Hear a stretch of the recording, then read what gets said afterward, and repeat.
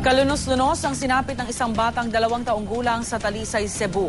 Namatay ang bata matapos ihampas sa sasakyan ng isang lalaking lango umano sa bawal na gamot. Narito ang report ni Mark Anthony Bautista ng GMA Cebu. Sa lugar nito sa Barangay Biasong, Talisay, Cebu, huling nakita ang masaya naglalaro nitong Martes ang 2 taong gulang na si Jeffrey Abusero Jr. Pero sa di pa malamang dahilan, bigla raw siyang kinuha ng lalaking kapitbahay na napadaan sa lugar. Makalipas ang ilang saglit, basta-basta na lang daw pinaghahampas ang bata sa isang nakaparadang taxi. Hindi nakaligtas ang biktima. Pilar pamilok, no, wag tang bata na ko, wala kinabuhi.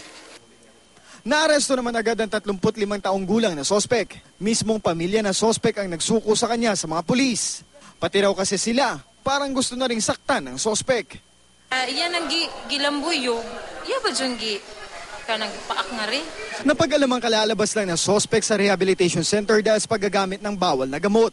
Paniwala na kanyang mismong mga kaanak, lango sa droga ang sospek nang gawin niya ang krimen. Ang mga pulis naman, nag-alala para sa ibang presong kasama ng sospek.